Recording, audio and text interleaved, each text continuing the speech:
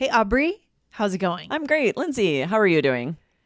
Good. Aubrey, have you ever been around someone that was really riled up and you had to de-escalate the situation? Has that ever happened to you? Yes, I feel like I've told this story here, but when I was at an airport and someone was really mad that my friend had been like Oh, peeling the paint on the window. And I think I sort of, used a couple of phrases to try and de-escalate, to try and get, the security had to come over. It was a whole oh issue, but no. it doesn't happen very often, but every now and then someone can get really angry. Well, I would also say airports are a hot button place for Right. that. If People someone's are had at the flights delayed or canceled, they're upset about other things and Yes. maybe taking it out on someone else. Yeah, you have to be really careful in airports, especially or boarding a plane, Yeah. putting your suitcase up there and Yeah, if you it's accidentally just bump someone or who oh my knows. God. Yeah. These days, people just go off, right? They just go off. But today's episode is all about this. How can we de escalate the temperature, Yeah. right? And this comes from a question from Makoto, right? A situation that our student Makoto was in. Aubrey, can you tell us about this? Yeah, so this was really interesting. He asked about this at Open Conversation Club. He is a basketball referee, and he was saying he has difficulty knowing what to say when players get really riled up. Like if he calls a foul, they might yell, "I didn't touch him." And then often anything a ref could say, they just get more angry or more emotional. So it was interesting. We had a really interesting chat about it, and how often referees just have to say, that's the way it is and walk away. They can't really Yeah. engage. But for the rest of us in regular life, if this happens and someone's riled up, meaning they're very emotional or angry, we need phrases to de-escalate the situation, whether this is happening at work or in our daily lives. All of us have seen Yeah. those TikTok videos where someone's getting so Oh, angry and God. everyone just starts filming them. Oh, I hate that. I hate that culture of just I know, filming it's now. terrible. It's so revolting that everyone just takes their phone and starts filming. It's Right. gross. And then someone probably But- just gets angrier and angrier the more phones they see filming them. Yes, of course. Of course, no one wants to be on film. But the truth is we can't always just walk away. So we do need these skills. So it's kind of conflict management going on here, right? We can't Exactly. always just walk away from the situation. So guys, hit the follow button. We are covering all aspects, all nuances of English, and you don't want to miss a single episode of All Ears English. So hit follow wherever you listen, or if you prefer this year to check us out on YouTube, we record on video most of these episodes. So if you learn better visually, go and hit the subscribe button on our YouTube channel for All Ears English. Yes, Right? absolutely. And you're exactly right, Lindsay, that for when you do care about the connection, maybe it's a coworker, a friend, or a family member, you don't want to just walk away. You need these strategies to de-escalate. You need the phrases that you could say to try and resolve the issue. Exactly. So we're putting this into a couple of buckets of things we might want to do. And the first bucket today is acknowledging feelings. Of course, it's not just for children, right? Exactly. All human beings need to have their feelings acknowledged. Absolutely, right? And it's amazing how that might just immediately calm someone down if they feel like their feelings are being validated, that someone else Yep. understands why they're upset, right? So you Yeah. might just say something like, "I understand that you're upset." And this just validates their emotions without even agreeing necessarily. Yeah, I understand that you're upset, or I understand why you're upset, Right. right? Both would work, or I can see why you'd feel that way. And we're using the you'd. I can see why you'd feel that way. And this shows empathy. It can calm defensiveness or anger, Yeah. right? Just to have one person acknowledging that they're not crazy, right? That what they're saying makes Right. sense or is justified. Or it sounds like this is important to you, right? So that appeals to the person's values, and it kind of looks past their rage, right? Hey, it focuses on their validating perspective. their perspective Yeah. rather, rather than the conflict. It sort of takes the focus off the Yes. conflict and puts it on Yes. us as people. Like, I understand your perspective. And I have a feeling if any of our listeners work in really probably anything like customer service or even retail, they may have been trained in some of this, right? Especially nowadays, to have these phrases to how to de-escalate in a situation where a customer is really upset. Exactly. Especially if you're a supervisor or a manager, because often a lot of employees, like their first step would just be to pull over a supervisor. But if you are, the Yeah. manager, you need these skills and these phrases to de-escalate. Yes. Okay. So that's the first bucket. The first bucket again was acknowledging feelings. And then number 2, what else should we do? Yeah, number 2 is to show a willingness to listen. This is where it's interesting because our emotions might be rising as well. And we might be getting impatient or frustrated. And so this is really tricky. Like if we really care about the connection, we will be willing to hear their side and we want to show that. So for example, you could say, let's take a moment to talk about this, right? Invite that conversation and try to move away from confrontation. Or help me understand your point of view. This feels very collaborative. It feels quite peaceful when we say this. So you're just encouraging them to share what's going on in their minds. Exactly. Or I want to hear what you're thinking, right? This would definitely signal that you're open to a conversation about it. The tricky thing with these is you can't fake this. Someone will be able to tell if you don't mean it, if you're insincere, you're frustrated, you're impatient, and you're just saying this, right? You really need to truly be willing to listen when you're in this situation where you're trying to de-escalate. Otherwise, it'll just make them more angry, right? Yeah, I don't think you could even say these phrases if you're also escalating. Sometimes we mirror the person and we escalate in that same way. I don't think you could even say these. That's true. You might need to skip to number 4. We'll get there because sometimes you need time to cool down before you could use these types of phrases. Yeah. And in the meantime, let's hit number 3, use softening statements. So what does that mean, a softening statement, Aubrey? Yeah, something that will help reduce defensiveness, invite collaboration, right? So for example, I might be wrong, but here's how I see it. So instead of going very direct with, this is what I think is the case, right? I'm softening that by saying like, I could be wrong about this, but have you considered this? This is how I see it. You're softening that. Softening it. And you could also soften by saying, I see your point. Maybe we can find a solution together. Okay.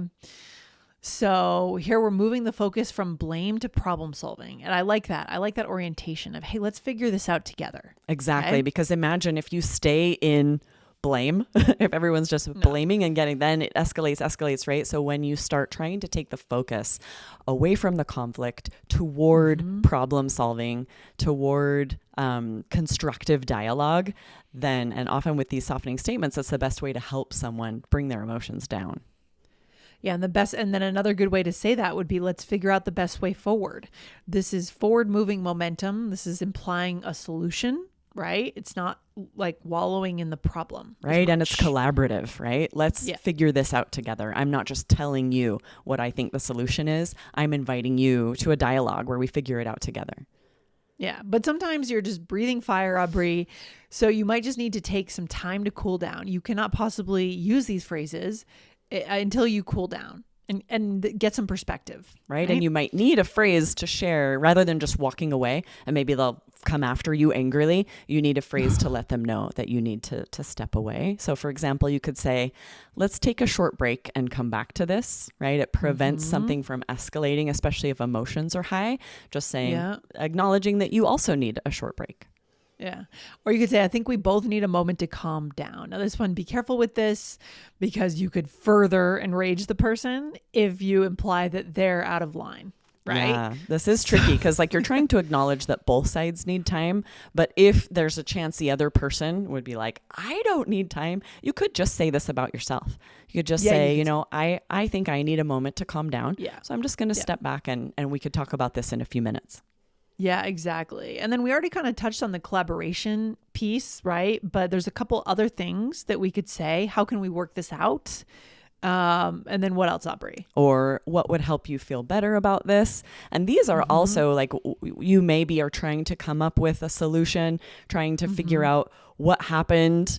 And if you reach an impasse, this is especially for a supervisor or manager, it's like, how can I fix the problem? And you need a way to say that, right? How can I make it right? Oh my gosh. So many phrases, so many words, so many ways to do it, Aubrey. Yeah. Right? Okay, so let's do a role play and we're going to put these into action. So Aubrey, here we are 2 drivers. Our names are Sam and Taylor. Yes, Is it that can't right? be us because I'm going to be maybe a little ornery. So I'm going to have to put on my acting skills because you hit me and I'm very angry. Oh boy, here we go. Okay, so we're getting out of the car, walking towards each other maybe. Exactly. I'll start us out. Ready? Okay, here we go. Look at my bumper. This this is your fault. You totally ran that light. Whoa, I can see you're upset. I'm okay. I'm okay. Are you okay? I'm okay, I think. But my car, this is ridiculous. I understand. I'm really sorry this happened. I shouldn't have tried to make the light. Let's handle this calmly so we can get it sorted. This is terrible timing. I was on the way to pick up my kids. I'm sorry about that. Let's exchange insurance information and take photos of the damage. Okay, that sounds good. Thank you for staying calm. I know it's frustrating. We'll handle this step by step. All right, let's do that. All right. I'm a little too calm for someone that just hit a car, right? I think it's supposed to be just a minor fender bender. So like, right, I'm probably overreacting, right? Or neither of us are injured. Like you just maybe barely bumped me. But even so, sometimes people just immediately are enraged. Maybe they've been dealing with other things, right? And it's just all coming out. Well, that's the thing. It's usually not about that moment that someone bumps you in the airport or something.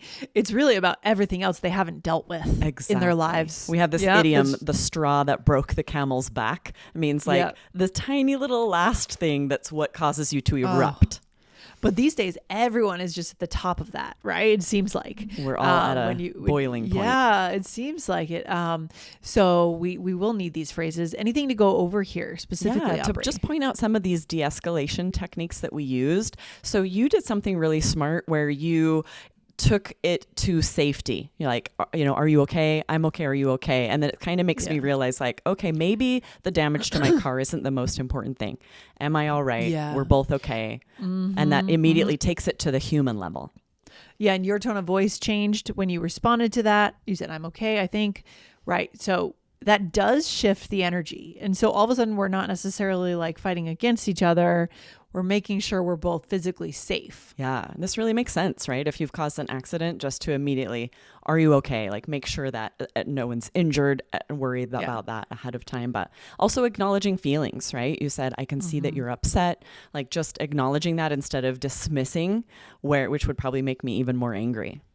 I love that. I can see that you're upset. And then what else do we have? What else did I say? So you were specific? Owning responsibility. You said I shouldn't have tried to make the light. Okay. Right? I'm like, you ran the light. It's one of those where, you'll try to get through it. Oh, I think I've got time. And someone else goes a little early. So, but you are owning responsibility, which this is tricky with a traffic accident. Often people don't want to do this. They don't want to admit fault, or maybe they're not sure if they are at fault. But in order to de-escalate the situation, sometimes this could help. Right. Because they want to claim on their insurance that it's not their fault, right? That happens. Then if it's your fault, your insurance probably goes up. I don't know. Luckily, I've never been in one of these, so that's good. I don't know exactly. Depends how it on works. like what the witnesses say and what that depends on the laws in the different country. Often it's like whoever hit someone from behind, even if the other person stopped short, that's their fault. Yeah. But then also this phrase focusing on a solution, you're saying, let's exchange insurance information and take photos. Like you are moving toward next steps. Let's solve this, which is going to de-escalate the emotion of it.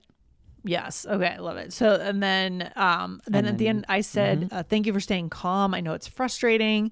We'll handle this step by step. It sounds a little bit more like a manager who has been trained than a human being on the road. I feel like I'd be a little more, like if I were the one that caused the accident, I don't know if I'd be that collected. Yeah, do you know what I mean? Not, right? It's a little in too an collected. ideal world. Especially, I don't know. It's interesting to think about how you would react if the other person comes out just like enraged and really freaking out. You might move into like peacemaker mode. Maybe. Like let's de-escalate Yeah. before someone. Maybe it depends on your personality. Maybe. Yeah. But yeah, it sounds a little more official to me, like a trained manager, that kind of thing. Interesting. Okay. Aubrey, anything else we should go through before we finish up with this episode? Yeah, I think that's it. It is interesting how we're kind of covering both here, like what a trained manager says and what a real person says. When you're in a conflict, you need to de-escalate, and you might be too emotional to be able to like use these calming phrases. But if that's the case, use one of these to step back, right? I think I need a moment to step back, because more and more, I mean, in the States, you never know. Someone might have a gun in their car. You need to de-escalate. You don't want to be pushing someone's buttons and pushing back at someone who's really angry. It's too dangerous. Oh my God. It's too bad that we have to think about that, but it is true. I mean, it has happened that someone just pulls a gun on a car next to them, or if they cut someone off, it has happened in recent years. It happens all the time. It happened just a couple of weeks ago here in Arizona. And often it's just about road rage. In fact, just a couple of weeks ago, a child was shot through a window because two adults that were fighting, and one shot and hit a child in their car. It's awful. So it really does highlight how important it is to be the person who's willing to de-escalate, try to control your emotions, even if you're the one that's angry, because it's not worth what the potential consequences could be. Yeah, you're so right. Really good stuff. All right. Good episode today, Aubrey. Guys, hit the follow button if you love our show. And Aubrey, I'll see you back on here soon. Awesome. All right. See you next time. Okay. Have a good day. Bye.